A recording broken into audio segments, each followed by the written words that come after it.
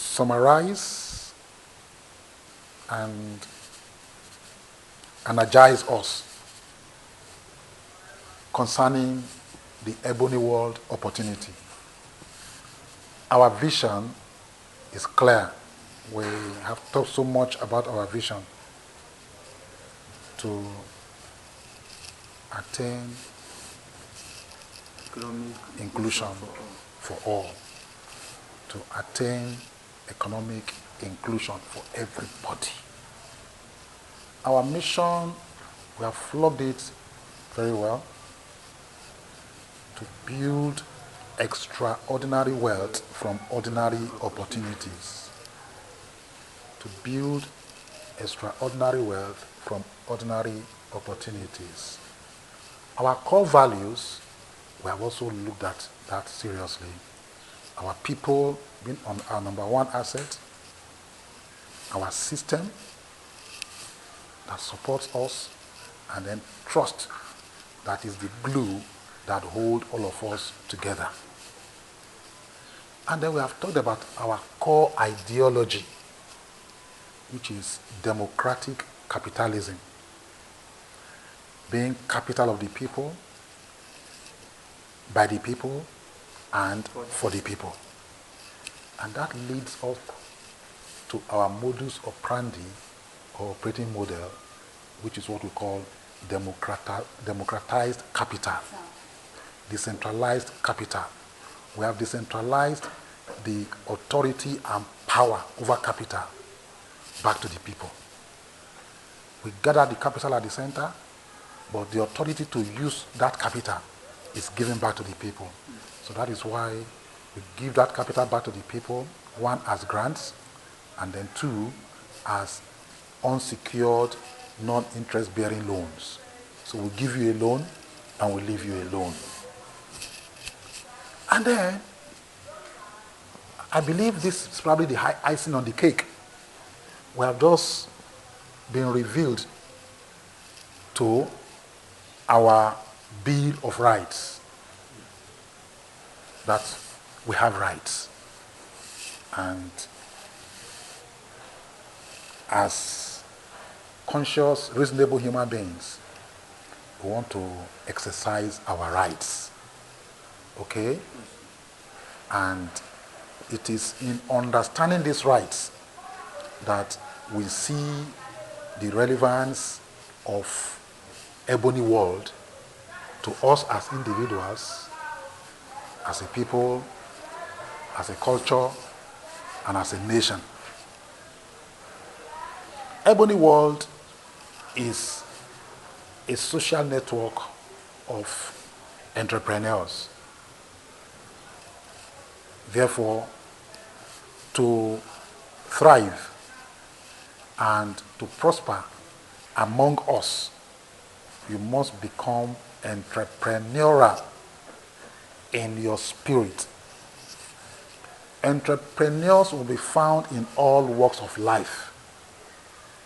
There are entrepreneurs in education, there are entrepreneurs in health, there are even entrepreneurs in the legal profession. It's not every lawyer that can set up a chamber. It's not every doctor that can set up a hospital. It's not every professor that can have a school.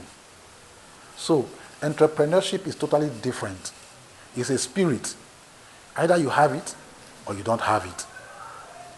You either have the spirit of the entrepreneur or you have the spirit of the employee. They are two different things. And it has nothing to do with your level of academic exploits at all. It's either you have it or you don't have it. But the beauty of it is all of us are endowed with it.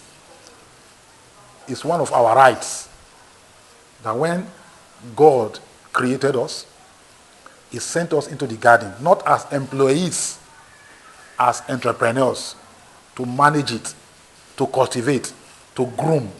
He was not coming to want to pay salary to Adam and Eve. It was theirs to nurture and enjoy. And once in a while, he comes in and he spends some time with them. That was the first mandate. And that, our mandate still has not changed. You come into this world and make it a better place than we met it. That is our primary duty. And then we can achieve this either on our own or in concert with other people. I was talking to one of my daughters in the US. She's employed somewhere, and she has complained about marginalization as a result of probably her race, and not being, experiencing a culture of inclusiveness. And I referred her yesterday to Colossians chapter 3, verse 23. That's what we're looking for on Sunday. Colossians 3:23. I don't know if we are there, you can read for us. Colossians 3:23. Get it for us. And then you read it from there to 25 and hear what God himself has to say. Colossians chapter 3, verses, especially verse 23, but running from 23 to 25 and hear what God has to say. It's awesome. And I tell her, look, everywhere we are entrepreneurs.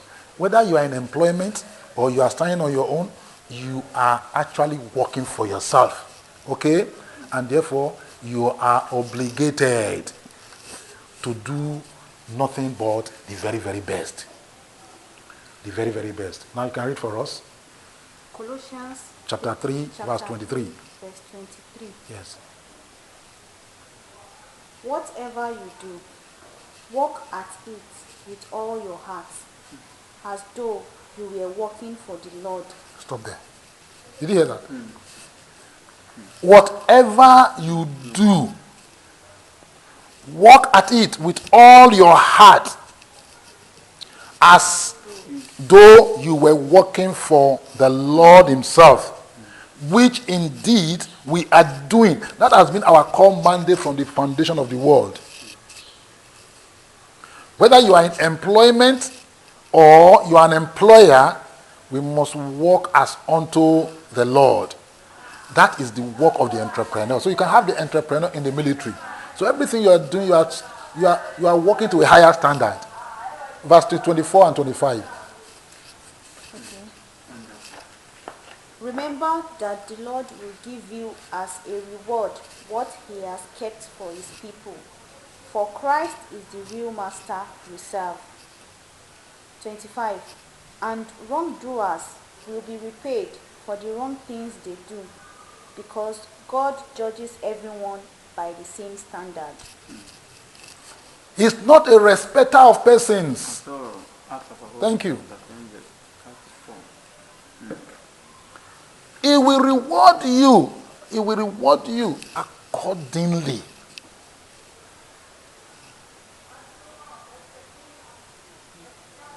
These are enormous responsibilities. But thankfully, they also come with rights and privileges. And so we are looking at the Ebony World Bill of Rights. Number one, you have a right to education and to information. You have a right to education and information. Why?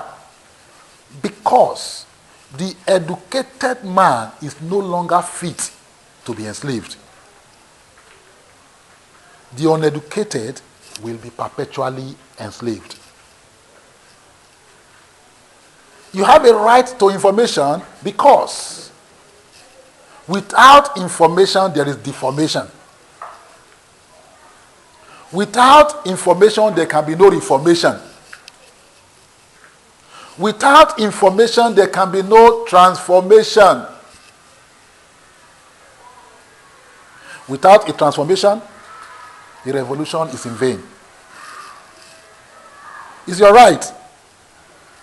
Or you don't have a right to education, sir? Why not? We have, sir. Or you don't have a right to information, sir? We have, sir. It's your right. Number two, you have a right to health and wellness. You have a right to live in health and wellness.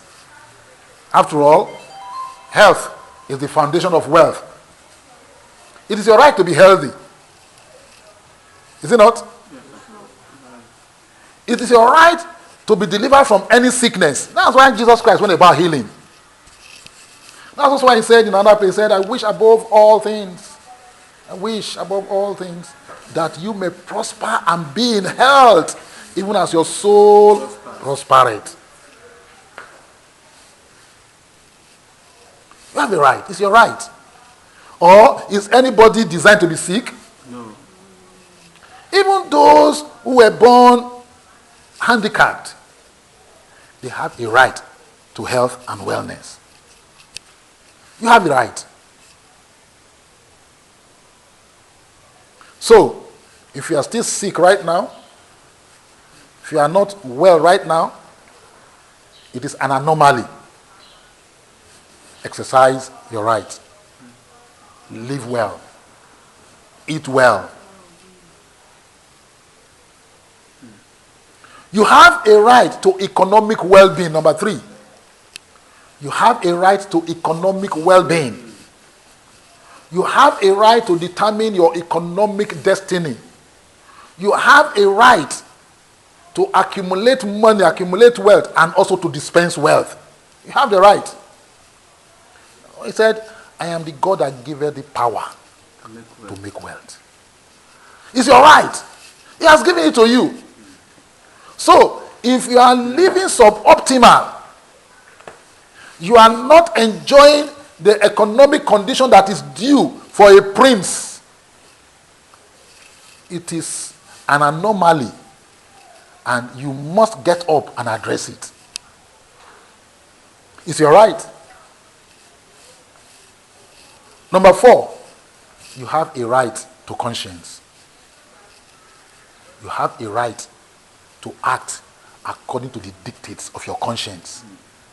You have a right to follow your conscience in everything you do, especially in the political arena now. You have a right to vote your conscience. Yes. You have a right. Yes, nobody should compromise that, either by inducement or by intimidation. Nobody should compel you to work against your own conscience. You have a right, and don't sell it. Don't sell that right for a pot of porridge. Like Esau, who sold his birthright.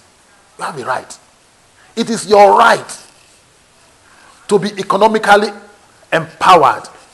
It is your right to exercise economic power over your own affairs. It's your right. It's your right. Number 5, you have a right to family shelter. Every man has a right to provide shelter for himself, his wife, and his children. It is not a privilege.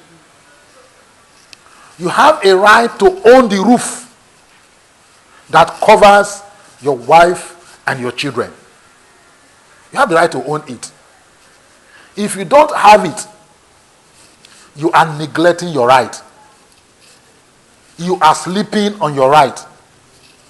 It is not going to come free. Nothing is free. You must get up and fight for that your right. And nobody can stop you if you are determined enough to learn how to do it. Number 6, you have the right of say. You have a right to be heard. You are not just to be seen, you are also to be heard. Your voice must also be heard by the world, by your world. Nobody has any right to just push you and say you don't have an opinion. You have a right of say. You have a right to contribute. You have a right to determine the direction that your own society, your community, your nation, you have a right to say something about it. You have a right to be heard, not just to be seen. But you can't do this if you don't have economic power. You have a right of procreation. Somebody gave birth to you.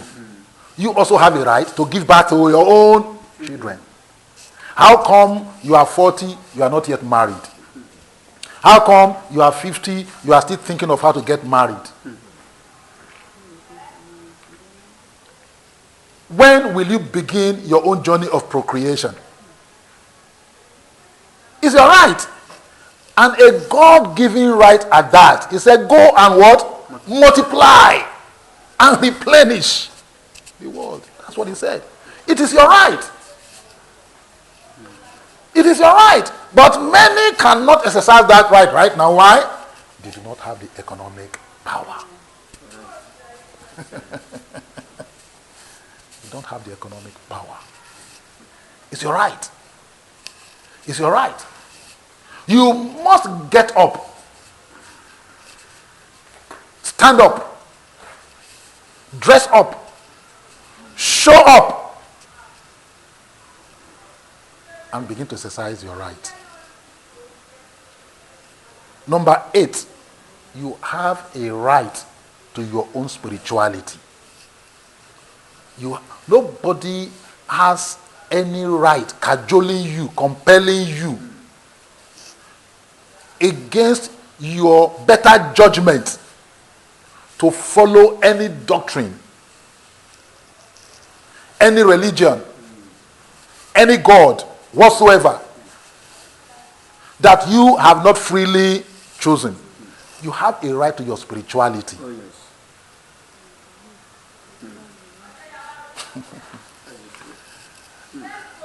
But you can't insist if you don't have economic power.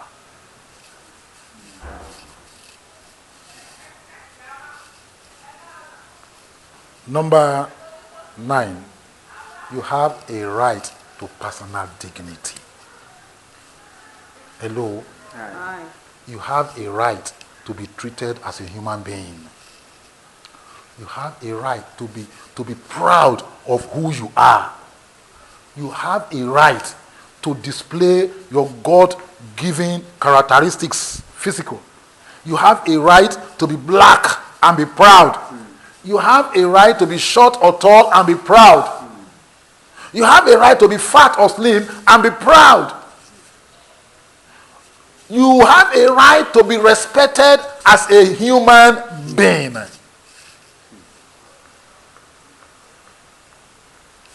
But you can't insist if you don't have economic power.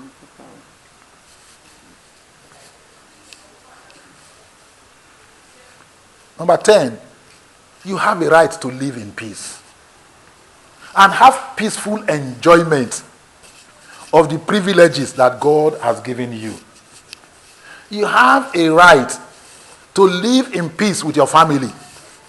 You have a right to live in peace with your children. You have a right. He said, follow peace with all men. This is what he says. Yes. And holiness, without which no man shall see God. Therefore, if I have a right to live in peace, no armed robber has a right to terrorize me in my house. No kidnapper has a right to terrorize me. No ritualist has a right to terrorize me. No terrorist has a right to terrorize me. No Fulani herdsman has a right to terrorize me. No cult member has a right to terrorize me. You can't insist if you don't have economic power.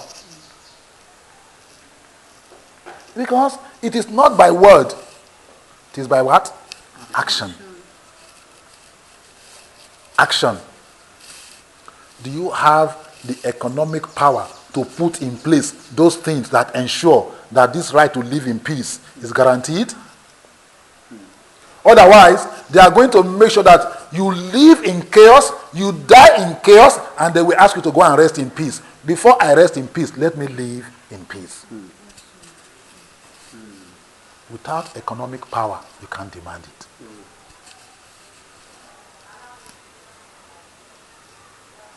Number 11, right to service. It's your right. You have a right to serve, and you also have a right to be served. It's your right to serve as you deem fit, and you also have a right to be served in return. You have a right to serve your nation in whatever capacity, but you also have the right to be served in return by your nation. You are not just born only to serve, you are also born to be served.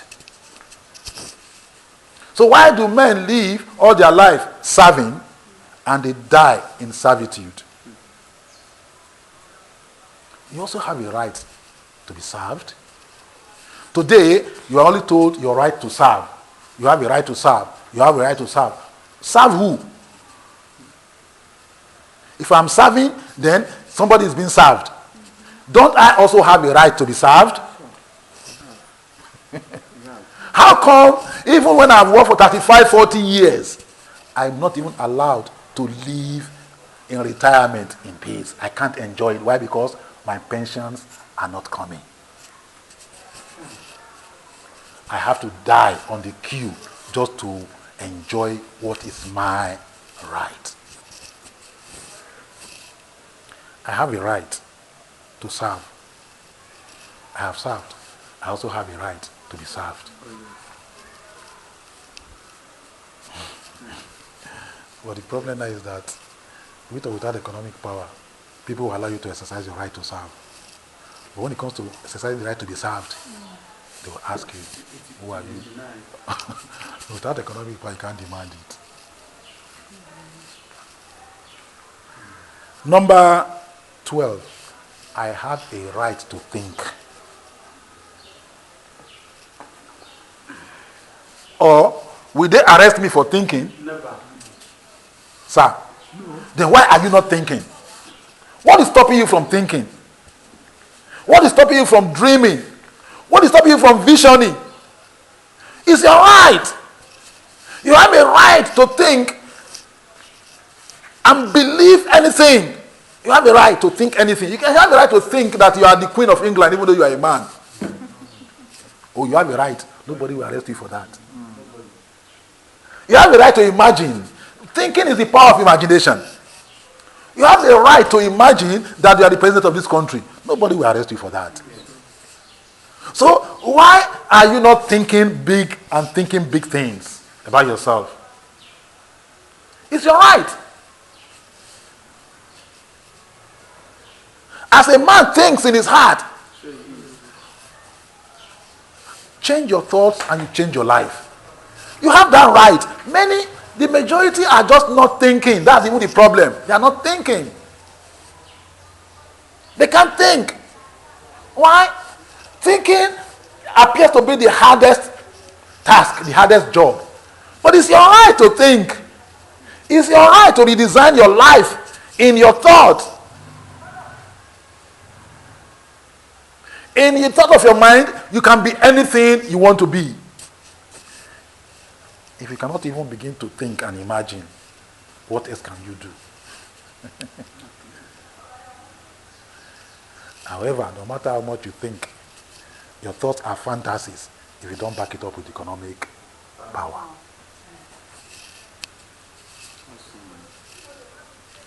I have a right to choose. I have a right to choose. Freedom of choice. Now we don't want to call it democracy. I have a right to choose. Oh, I have a right to choose. Where can't I be allowed to exercise my right? Why can't I? Why can't I exercise my right to choose? I have a right to choose. I have a right to choose my wife. I have a right to choose my associations. I have a right to choose my friends. I have a right to choose where I live. I have the right to choose who I vote for. I have the right to even choose to contest. I have a right of choice.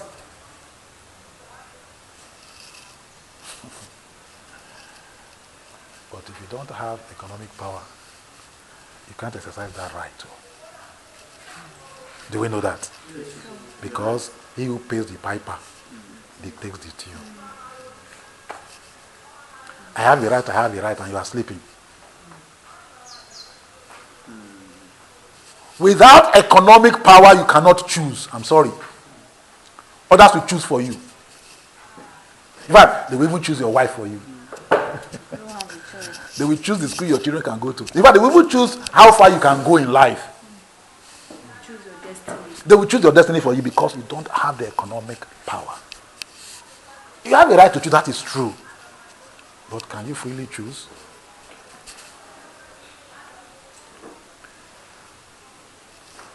Next, you have the right to your time. Your time is your life. You have a right to it.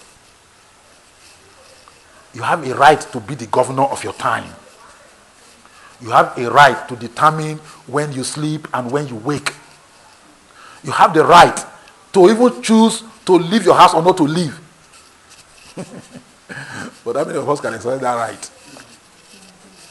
By the time I woke up this morning at 8, in fact, when I looked at the clock, it was 7 o'clock, I slept again. 7, I slept. Some of my friends already in Marina. They have beaten go slow for almost 4 hours. I was talking to my friend yesterday. I said, can we hang out together this weekend? I said, when they normally come back from work, so I can even see. He said, do you remember the Akwambon bridge that caught fire at that time? I said, yes. He said, that one, they've blocked that axis, so you can't take that out. So everybody has to take Eco Bridge to come back from Lagos Island as you are coming to the mainland. That it takes an average of 3 hours just to navigate it. That sometimes you have to wait. Even if you close at 5, you wait till about 8. So you can spend like 2 hours instead of 3 hours.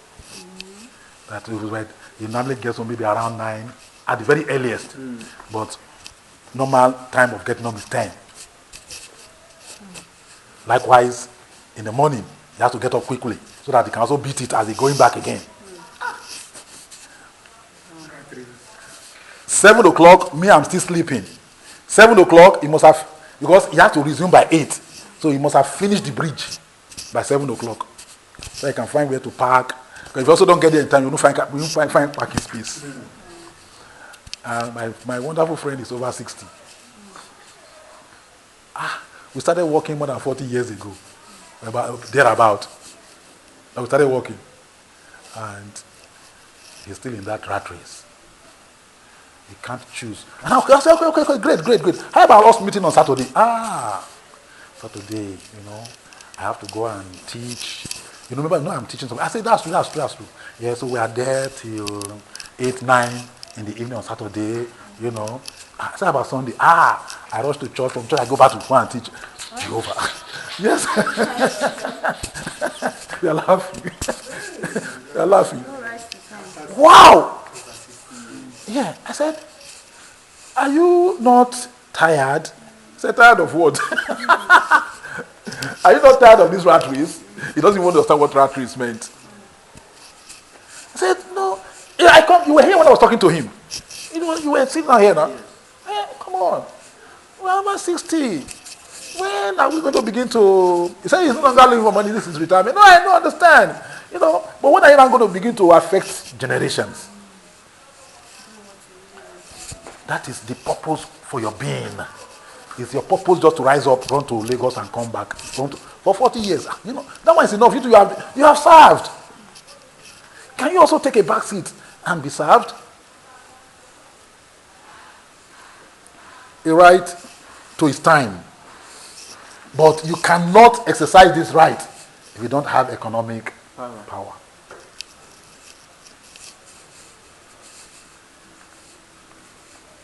Number 15. You have a right to justice and equity. That's what God just said just now. He says it's not a respecter of persons. All are equal before the law.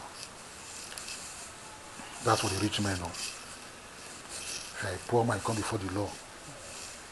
You're on your own. No? Abisa, you're on your own. No? In fact, you may not even have money to prosecute the case in court. What do? You say, we leave everything to God. God will take control. If you don't have economic power, you don't have a right to justice and equity. That is not the reality. It's not because I'm just saying it. It's the truth. It's the truth. You know what it means to pursue a case in court. If you have not been to court, you don't appreciate what we're saying. If you have never had to pursue one case in court, you don't know what we are saying. The only person for whom litigation is cheap is the lawyer himself. Every other person will have to pay a lawyer. Whether you win, you pay. Whether you lose, you pay. In fact, the lawyer is even happier when you lose. Why? Because he now has to appeal. So that's guaranteed food. When you lose at the court of appeal, no, we can't accept it. We are going to a Supreme Court as if it's free. No money. A man Had a son, and he also has his chambers, you know. And he had done very well for himself. And he sent his son to law school. The child too has graduated, and he also has practiced elsewhere. He came to his father's city and told his father, Daddy, you are 72, 73 now. It's time you begin to take a back seat so that you can also enjoy. My mother, you need to take my mother on holidays, you know. You know, can you handle these things? Of course. I've been watching you since I was a child. That's why I went to school. Are you not grooming me to take over from? He said, yes, that's why I'm grooming you, my son. Okay. It's best you even begin to exercise it while I'm alive so I can see, you know. The performance. Yes, the performance. So he vacated the office, gave the office over to his son, and took his wife on the global cruise. They went for 3 months. How is it going, my son? Oh, everything is fine. Awesome. How is it going? No problem. Enjoy yourself. Stop worrying about what's happening in the office. So after 3 months, he came back. When he came back, he was at the office, and he met his son working. This is awesome. Everywhere clean, you know. Unlike when his father himself was there, papers everywhere. So the next thing the father will ask, where is this file? We have finished the case. Okay. Where is this file? We have finished. Where about this one? We've finished it. You finished this. This case that you said you finished was what I used for paying your school fees throughout. Now that you have finished it, where's the money coming from? You have finished this one. You have finished this one. You have finished this one. Oh, you want us to close and go home? Okay. Where did I get the money? This other one paid the vacation I went with your mother. This case paid for it. And now you have closed it. All the cases are pending. Yes, all the cases you have concluded it. You have closed the chamber. You want the case to finish. How do you want the lawyer to eat? The longer the case, the more. You have a right to justice and equity, sir. But if you don't have the economic power, you can't demand for it. I'm sorry. You have the right of equality. Dangote, does he have 2 heads? He doesn't have 2 heads. Go and face him and tell him that whether he has 2 heads.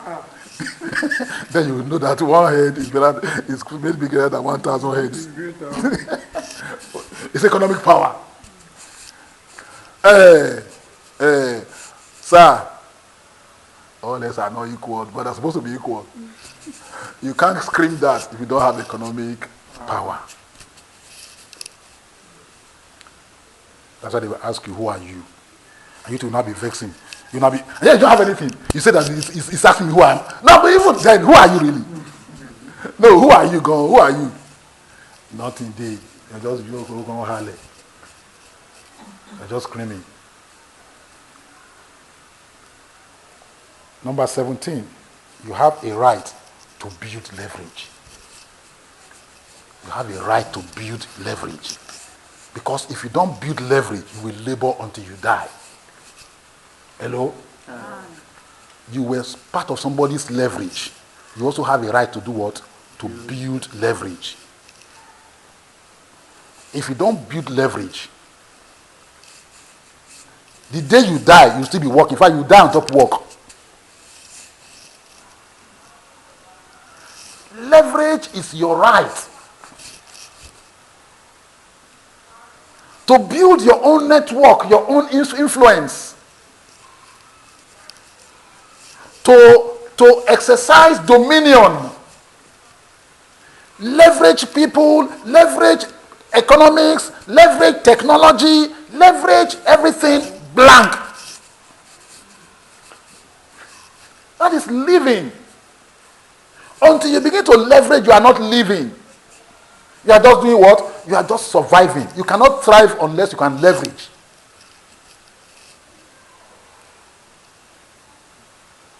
You can't successfully leverage if you don't have economic power.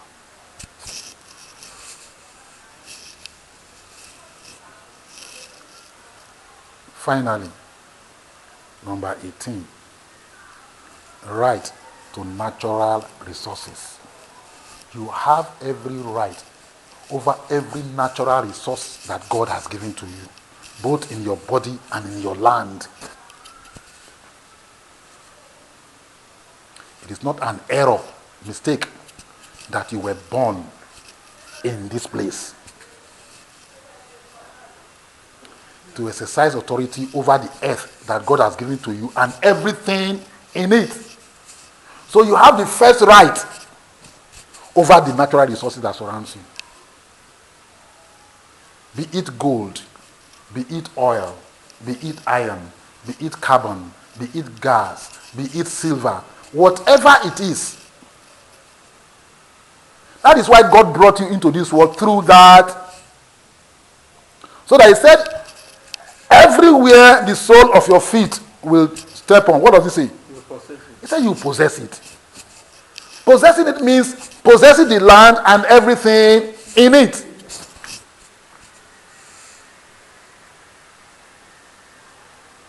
How can I be sitting on top of a river and be washing my hand with spittle? It's your right. You have the first right over them. It is not you that made it so. God made it so. But you can't insist you don't have economic power. Those who have the economic power will displace you. They will move you from that. If you are not even careful, they won't even move you. They will use you to exploit it for themselves.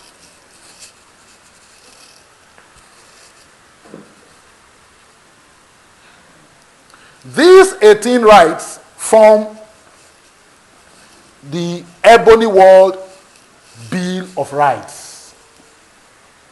And these are your inalienable rights. They are your fundamental human rights. They are therefore not up for negotiation. Thank you.